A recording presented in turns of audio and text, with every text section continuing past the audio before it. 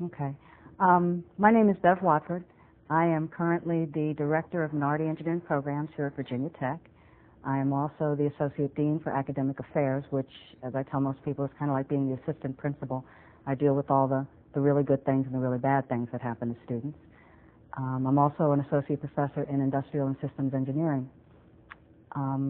Dr. Downey asked me to give this lecture to talk pretty much about me and what my life has been like in terms of pursuing an engineering career, pursuing an academic career. So, like everything else, I'll start kind of back at the beginning. My parents moved to New York when I was about 5, Long Island to be precise. We lived in one house until I was, I guess, 9 or 10. Then we moved into Smithtown where my father taught high school. It was a very, very multicultural environment, very, very ethnic. Most of the people that were in my neighborhood were descendants of Eastern Europeans, or they landed on Ellis Island. Their parents did, and they moved out to the suburbs to raise their families in the nice clean air out by the beach and everything. But it was very, very ethnic. One of the things that I know I miss living here in Blacksburg is, well, the first time I came to Blacksburg, I remember asking somebody where the local deli was, and they told me it was in Kroger, and I didn't know what a Kroger was. But I found it, and believe me, that's not really a deli. Delis are little tiny buildings that sit off by themselves, and they have pickles in the jars, and they have fresh cut beef and corned beef and all kinds of things like that. But I digress, as I usually do. Anyway, moved to Smithtown, as I said, when I was about 10, and that was an interesting thing in itself. I never really understood why it happened that way until I got older, and my parents explained to me. But I remember we moved in on a Sunday, and it was a matter of the U-Haul and throwing everything in the station wagon and everything else in the U-Haul and driving over to Smithtown and putting everything out in the house. And the house didn't really look complete, but, I mean, it had walls and ceilings and doors and windows and stuff, but it wasn't quite finished, but we didn't care. I remember eating, our first meal was on the floor in the dining room. We had pizza and Coke and 7-Up. And then on Monday, the workmen showed up to work on the house, and they didn't know that we were in there, and there was some shouting and stuff, I remember, but again, I was 10, I didn't pay a whole lot of attention. Turns out, my mom told me years and years later that there was basically some problems with us moving into the house. We were about to become one of the 2 black families in Smithtown, and they didn't necessarily want us to move in, and so they did a whole lot to slow down the construction of the house and make it difficult for us. But my parents took them to court and moved in, and I grew up there. About a week later, I remember, around the corner, here comes a woman with a baby carriage. I think it was Teddy in the carriage, and a little girl beside her named Cindy. And Mrs. Klug was a member. We all went to the same church downtown in Smithtown, and Mrs. Klug knew that we had moved in, and she came around to welcome us to the neighborhood. And Cindy and I became best friends. I still talk to her to this day. But anyway, more importantly, I met Cindy's father, who was a civil engineer. And it was an occupation that I knew absolutely nothing about, but that completely and totally fascinated me. It was really neat. Number one, he was gone during the week. He came home on weekends. And I thought that was pretty strange. It was very different. My parents were both teachers. They never went away. Mr. Klug would come home and he'd talk about the different things that he was doing. One point, I remember he was building a mall up in Albany, and he used to talk about, putting in the walls and the piping and the pouring the concrete and stuff. And I used to just sit there and listen to him. I thought it was really neat. I was the only one that did, because Cindy used to go off somewhere and then come back and get me. But he worked on the Twin Towers in New York City, and that was pretty neat. The really fascinating one, he was part of a construction crew that put a tunnel under the East River. And he'd bring home all these pictures. I remember little things. The pictures would show, how they'd shore up the walls and how they'd, put in the barriers to block the water out and then advance the tunnel a little bit more. And kind of like they built the Channel, which is England to Paris, or the tunnel under the Channel.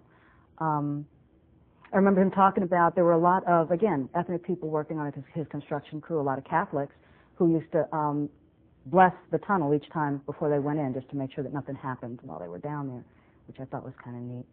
But anyway, he is the reason that I'm an engineer. He laughs at that, but I came to Virginia Tech intending to be a civil engineer. I didn't finish that out.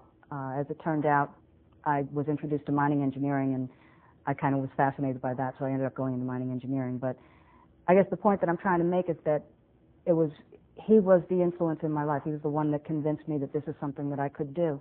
And it was never a matter of I was not capable or I was a girl or I was black or I was anything like that. It was something that was interesting to me, and he kind of pushed me a little bit. So that's what I ended up doing. Mining engineering was very different. Very small department. We had maybe 35, 40 students at that time. Most of them from coal mining backgrounds, places in Kentucky that I'd never heard of, places in Virginia that I had never heard of. And as we got to know each other, I began to learn something about them. And I remember sitting down with one guy, a guy named Gerald, and Gerald was from Grundy, and we were studying for a test or something, and all of a sudden he kind of looked at me and said, he said, you're the first black person I've ever talked to. And I said, really? He said, well, yeah. He said, we don't have any in Grundy. And I said, oh, okay, well, that's too bad. It was interesting. I never met people that didn't know of others, I guess. And this was not something that most of the students that I went to school with were familiar with. They didn't know black people. They used to ask me all the questions that you've seen in comics and stuff, like, why is my hair like this? And, do I tan or do I burn? And different stuff like that. And I'd just laugh and I'd explain to them, well, yeah, I do. I said, my sister burns more than me, but she has freckles, so, it's no big deal.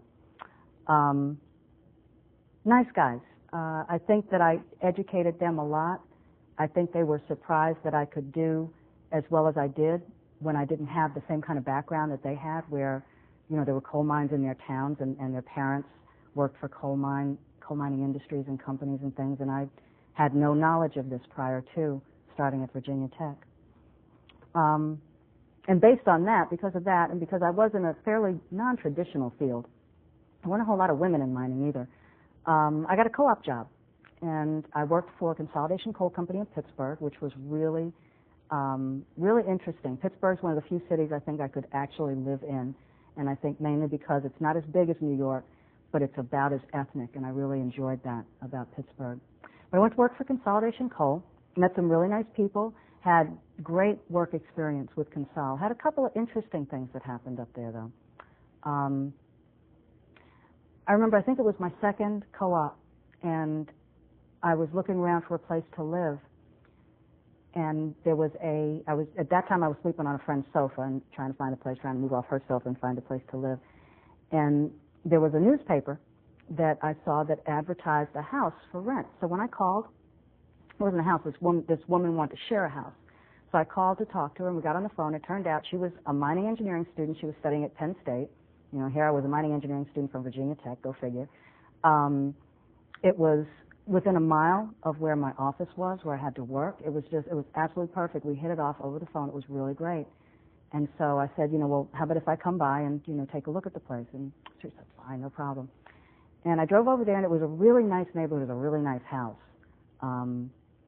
Obviously, we weren't paying the mortgage on it or anything. She was just looking for somebody to help her with some of the bills. But anyway, I went up, I knocked on the door, and she opened the door, and she stood there, and she looked at me, and I said, hi, I'm Bev Watford. And I kind of smiled, and she said, oh, I didn't know you were black. And it was the weirdest feeling to me. It was the last thing that I expected anybody to say, and it really hurt. And I remember thinking,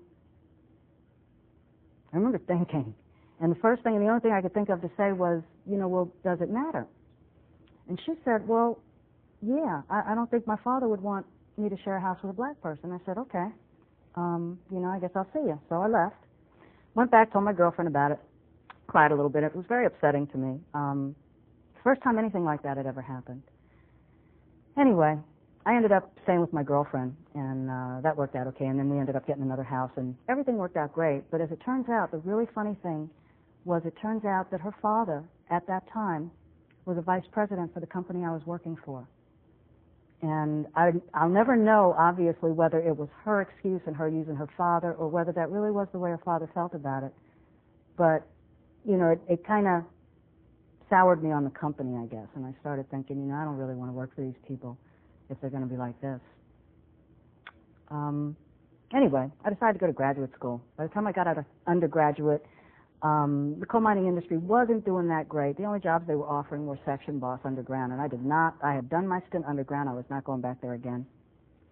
So, like all people who decide they don't want to go to work, I went to graduate school. And I stayed here at Virginia Tech. I got my master's and my PhD in industrial, at that time it was industrial engineering and operations research, and went down to Clemson University to teach. Now, you might ask yourself why, seeing as how moving to Virginia was a big enough change for me from New York, but I guess I hadn't really learned. So, and there were some people down at Clemson. Actually, one of the guys from my master's thesis committee was down there, and he was a department head, and I really liked him, so I said, okay, why not? I'll go on down to Clemson. So I moved down there, and that was a very different place, living in the upstate of South Carolina. But I'll get to that. Anyway, started working at Clemson as a standard normal faculty member, writing papers and submitting proposals and teaching class and doing stuff like that, and really kind of hated it. The only thing I liked about my job were the students.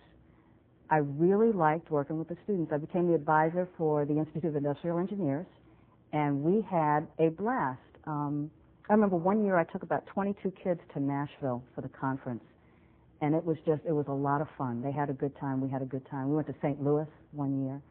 But I really liked talking to the students and encouraging them and helping them with their academics.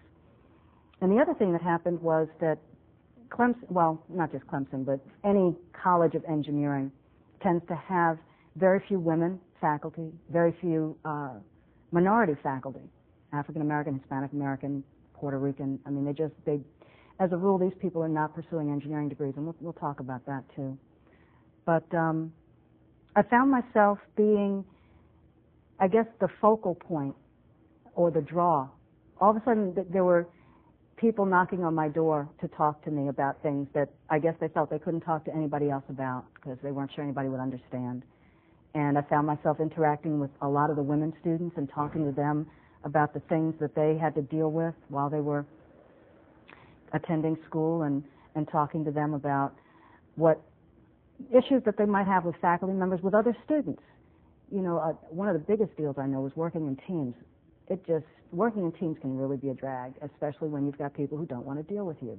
And they can shut you out in more ways than one. And it's not very pleasant. And a lot of the students didn't know how to deal with this. Not having experienced a lot of discrimination in my life, and I know what it is and I've seen it, but personally not a whole lot, I tend not to think along those lines. I just tend to think, well, gee, people don't like me, or, that person's an idiot, which is probably true anyway. But some of these students really believed that a lot of the things they were experiencing were because of the fact that they were female or because of the fact that they were black or something like that. And it made me sit up and think and look at how they were being treated and maybe why they were being treated that way. Anyway, that's how my interest in students got developed. The students came to me, and I found out that there was something that I could do for them. There is a program for minority students at Clemson, run by a good friend of mine, and I've become very active in that, working with her, helping her with the black students, and just doing different things to try and help these students be successful, encouraging them to go to graduate school. I feel personally responsible for the fact I know two of my undergraduate women, two black women, got their master's degrees at Clemson and have done very well for themselves. And I think that it was because I encouraged them and I facilitated their enrollment, and I did whatever I could to help them be successful. Very smart young ladies. They were really good to work with. Anyway, South Carolina. Yeah. I talked to my husband. My then not husband, my boyfriend at that time, lived in Connecticut, and one of the reasons why I moved south was that I'd gotten to the fact that I really don't like winter, I don't like cold weather, so I was not moving to Connecticut.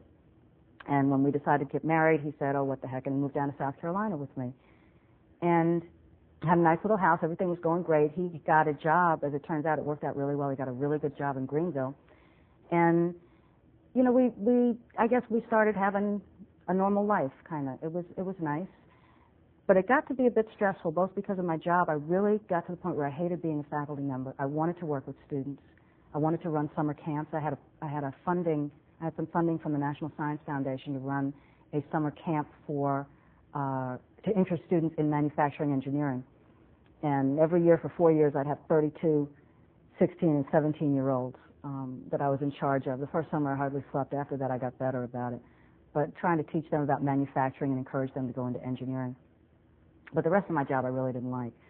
And there were other things. We really felt stifled in South Carolina. It was, I'd never had my liberal nature brought so much to the forefront, I guess, except in living down there. I remember my sister at the time was married to a guy named Terry, and Terry happened to be white, and Terry was looking for a position after he finished graduate school. He was getting his degree in chemistry. And they talked about, I think it was Furman, which is down in Greenville, just north of Greenville. They talked about moving down there, and I basically said, no, don't do it. He was like, why? I said, because these people down here can't handle it. I said, you would find yourself really ostracized. And I felt like the kids would not do well if they had children, which they did.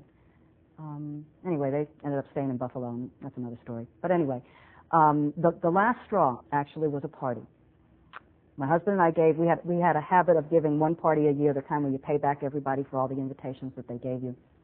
And so we invited everybody we knew. There were people from work, there were our neighbors, there were friends, people from church, just, invite everybody, big party out in the backyard. We had barbecued ribs that we got from Pixie and Bill's, and we were fixing those. And we spent the entire party, well, to describe what happened, basically people came and we had, tables set up around, and what ended up happening is that on one side of the backyard, the black people sat, and on the other side of the backyard, the white people sat. My husband and I were running back and forth between these two tables like a couple of chickens all afternoon.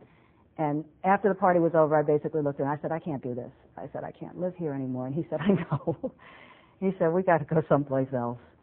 So I started looking, and the first thing I saw, literally, it was Thanksgiving weekend. I remember I picked up a Prism magazine and opened it up, and there was an ad for a director of minority engineering programs at Virginia Tech. Deadline was December 1st, so I had exactly 3 days, I think, to get an application in. But the one thing that helped me was I had spent 9 or 10 years here. I had actually worked in the dean's office as a student, and I called, at that time it was Peggy Porterfield, who was the dean's secretary, and I called her up, and she knew who I was, and I said, Peggy, I want to apply for a job, but I'm going to be late. She said, don't worry about it, I'll tell Jack, just send it on in. I said, okay. And I did, and I was lucky enough to be selected for the position. What does the office do? Okay. The office actually conducts programs designed to both encourage students to pursue fields of engineering and careers in engineering and support them while they do so. So I've got both programs for the K through 12. I don't do much K through 5. It's mostly middle school and high school. We've got summer camps. We've got day camps and overnight camps. We have weekend programs for students throughout the year where they do fun engineering stuff. We're trying to make engineering familiar to them, number one, and fun. Nobody wants to pursue anything that doesn't look like it's going to be really interesting. But a lot of these kids know nothing about it. And again, I think of my life, if it hadn't been for Mr. Klug, I wouldn't know anything about it either. So I play Mr. Klug, I guess, in their lives, and I tell them what it's about, and I let them see what they can do. And then when the students come to Virginia Tech in particular, the undergraduates, if you look around, this is a very interesting environment, the College of Engineering, in that it is about 96% white, about 82% male, and sometimes students can feel very intimidated about things like that. I remember when I first came here and started classes, typical freshman, I had my schedule, I had my books and everything, and I walked into Randolph Hall, and I think it was on the second floor where they had the graphics classroom, and walked in, a little early, looked around, and there was nothing but guys in there. In fact, there was nothing but white guys in there. So I turned around, I walked back out, and I remember I checked the room number, I checked my schedule. It's like, okay, this is where I'm supposed to be. So I walked back in, and I found a seat back in the corner, mainly because I did not wish to be seen, but also that way I could watch and see if anybody else came through the door that looked like me. And there was one other woman that came in, her name was Lee, And she basically did the same thing I did, but before she could back out of the room, I just kind of waved and, said, come on in this way. And she came back and sat beside me. And it was interesting. That first lecture was really intriguing. Because I had taken mechanical drafting through high school, they decided that I didn't need to take the first semester of graphics, so they put me in second semester. Actually, it was quarters then, second quarter graphics. I won't name the professor because he's still living. He's not teaching here, thank goodness, but he is still living. He lectured, he walked in. I don't know if he said good morning or not. I don't necessarily remember that, but I remember him putting some books on the table, picking up a piece of chalk, turning his back to us, and starting. And he went from one end of the board to the other, talked about 20, 25 minutes, stopped, turned around and looked at us, and I mean, we were obviously shell-shocked. And he basically said, let's see if I can repeat. He said, if you don't know what the hell I was talking about, you need to get out of this class. Me and about 7 or 8 other people, just kind of picked up our stuff and walked on out the door, and I went back and got into a first quarter graphics class, which was very pleasant, had a really nice teacher. That's one of the other things I'm trying to change about engineering, is that engineers have typically been their mindset is such that only the best and the brightest deserve to be engineers, kind of like the Marines, and that's not true. Not all of us are the best or the brightest. Some of us are just really good, and we deserve it also. And there's no point in trying to put a bar there to try and prevent people from doing something that they're fully capable of doing. And I think that is changing at least I see it changing here at Tech. It's changed a whole lot since I was an undergrad. People are facilitating and helping students become engineers instead of preventing those that they don't feel necessarily fit the mold. But anyway, I was talking about minority engineering programs. What else do I do? We provide things like mentoring for students when they get here. Again, a lot of these students come from environments that are much more diverse than this one. They walk in, they see the class, and they ask themselves, what am I doing here, and why am I the only one here? There obviously must be something wrong with my brain to think that I can do this when I'm the only one that looks like me in here. A lot of students feel that way. A lot of students don't. But a lot of students do, and they need something to make them realize that there's nothing wrong with them, that they're just deciding to pursue something that, not a lot of people before you have decided to do. So we have academic programs, we have personal development programs, we have professional development programs, all kinds of things designed for students to help them enjoy being at Virginia Tech and pursuing an engineering career. So I started these programs, very small. It was just me in the office at first, me and some students. And it's grown a lot with the college support, with support of the faculty. We interact now with probably about 400 students on an annual basis. I get a lot of students coming into my office who are not minorities, simply because they found that my office is a place where they can go if they've got a problem, and they can talk to me about it, and their friend told them, if you need to go see Dr. Watford, you need to go talk to her because she'll listen and she'll help you, which is nice. I've had my share of interesting things here happen at Tech. I remember, I think, was it the first year or the second year that I was here? I think it was the first year. Spring Advisory Board meeting. This is the College of Engineering Advisory Board. And as I'm sure you realize, like all engineering advisory boards for colleges, they are staffed with alums who are fairly influential and well-to-do or in positions of power where they can assist and help the College of Engineering to better and brighter things. Our board is no different than anybody else's. Walked into the board meeting, and I was supposed to give a report, or basically a presentation on minority engineering programs, what we were doing, why we were doing it, etc. And you can imagine what the board looked like. They were all guys. Okay, there was one black guy, and as it happened, I knew him. Harold Martin got his PhD here at Virginia Tech and had gone to North Carolina A&T. I believe he was the dean of the College of Engineering at A&T at the time. And he was on the board, and I had known him when I was an undergraduate. Harold was one of those people that also kind of reached back and made sure that those coming behind him were doing okay. Anyway, so I gave my presentation. I was all dressed up, had on my nice suit and my shoes and everything, and I was all dressed up, and gave my presentation. It didn't last long, maybe about 15, 20 minutes. And after I was finished, it was like, okay, are there any questions? And they asked a few questions. One of the things that I think they noted, and that I will credit my engineering background with, is that I tend to take a very engineering approach to any kind of problem solving, you know, in terms of what are the knowns, what are the unknowns, give me the data, design the program to address the issues that I think that should be addressed. And I mean, that was a comment that was made, that I have a very engineering approach to things. And I thought, you know, okay, that's good, that's good. And then this guy raised his hand, and, you know, he must have been, I don't know, Virginia Tech class of like 1904 or something. And he raised his hand and said, I just really want to congratulate you. He says, they've obviously done an outstanding job in selecting a director of minority engineering programs, not only an alum, but someone as poised and as intelligent as you. He said, you're an excellent role model. I mean, look at you. You talk like a white person, you dress like a white person. I can't believe you just don't impress the hell out of those kids.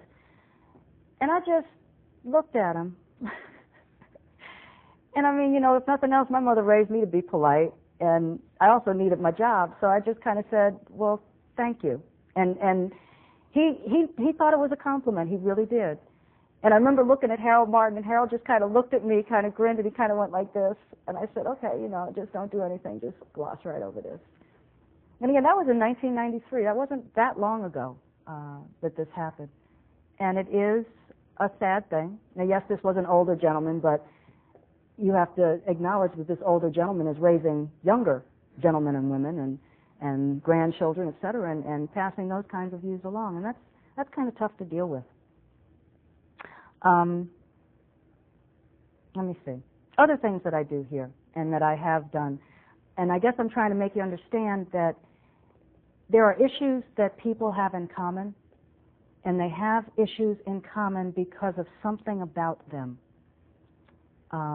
I have a lot of things in common with the women faculty in the College of Engineering because we are all women faculty in this College of Engineering, and there are things that we deal with that men faculty don't necessarily have to deal with. For example, Randolph Hall has a men's locker room, which is very interesting since there is no women's locker room in any of the engineering buildings. It's been brought up a couple of times, and then, you know, you decide what kind of battles you want to fight. And actually, the women, we've thought about a couple of times just going down there with our gym bags and kind of standing there changing clothes, seeing who walks in, but nobody's ever done it. We got better things to do. I have even more in common with the women faculty who have small children because we're all dealing with the same issues, the same child care issues. What are we going to do with our kids for the summer? And I know that sounds like they're laundry or something, but believe me, this is a problem. You have to do something when they're out of school. And if I hadn't mentioned it before, my parents were school teachers. I didn't know people had to work during the summer until I was about 12 years old. And it really appalls me that I have to do that now, but we won't go there. I have a lot in common with the black faculty in the College of Engineering. With one in particular, a faculty member in electrical engineering, because we both got our undergraduate degrees here, which again gives us another tie. But we have some cultural ties also because of the color of our skin. I have a lot in common with people from New York, which many people from the South do not hesitate to point out to me. You know, I talk the same as they do. I tend to have the same kinds of views that they do. People gravitate together because of personal characteristics. And I don't see any difference in the fact that people like to watch football games and therefore get together in that, and the fact that people are black and get together because of that. There are issues that, as a black person, I feel and understand that other people may never feel or understand. And not that I want them to feel that. Maybe the understanding might be good, and that's where a lot of conversation comes in. But people need to recognize this, and I think that's one thing that I brought down with me from New York because of all the different ethnicities that I grew up with, and people were so proud of being Italian or being Armenian or Lithuanian or Hispanic. There was one other Hispanic family in town. There was the O'Briens. Consuela O'Brien graduated from high school with me. Her mother was Puerto Rican, her father was Irish, and all the little O'Briens had Puerto Rican names. One of them is even on TV now, Soledad O'Brien, actually graduated from high school with my baby sister. So she's from Smithtown. There was one other black student in my high school graduating class, Charlene Manigault. There were 786 of us, I think, in the class, and there were only 2 black students. So I'm used to being in an environment where it's all white. I'm not used to being in an environment where I'm one of a few women. And therefore, what I do is I find other women in that environment to provide me with a comfort zone, to help me get through the different things that I need to get through, and to talk to about how I feel about it, see if maybe I'm crazy or do they really feel the same way. It kind of helps. Let's see. I was also going to talk about barriers. And I remember one time I had a student ask me, what did she say? She said, what kind of obstacles did I have to overcome in order to get where I was? And I actually, a very reasonable question. I mean, I'm not saying it's not a reasonable question, but I didn't have an answer for her. And I think that maybe that's one of the reasons why I got where I am now, is because I don't see obstacles. Maybe I see challenges. Maybe I see just something that I have to do. But I don't see obstacles. An obstacle implies that there's something preventing you from getting someplace or from doing something. And I don't think that, I just choose not to recognize them as obstacles, I guess. But some students do see obstacles. They get discouraged, they get disheartened by people putting roadblocks up, by things getting in their way. And one of my jobs, as I said right now, is to try and smooth things out for students, try and help them along. So my programs are about increasing access. You know, I have middle school kids that come here and they do, they make GAC, and they do robotics programming. They program robots on computers, and they make toothpick bridges and things like that. My programs are also about building strength and about building character and about building self-confidence in students and in themselves. Students and everybody, I think, needs to realize that we get where we are not just I guess because of who we are and because of what we are. And you can't parcel it out. Yes, I think that there are some things I have gotten because of my intelligence. There are some things I've gotten because of the particular field that I've been in. There's some things that I've gotten because I'm a female. There are things that I've gotten because I'm a mom. There are all kinds of opportunities and things that have come my way because of all the different things that I am. And I choose to accept all those things and not to try and say, well, it doesn't matter, because I think it does. I don't know if I would be sitting in this chair right now if I was not a black person. I probably wouldn't. I don't know if I'd be sitting in this chair if I was not a female. All those things go together with my education, with my perseverance, with everything else that I have, my stubbornness, my naivety sometimes. I don't see things that are put right in front of me. All those things go together to get a person where they are. And if you try to deny that these differences exist, then you're missing out on something really important.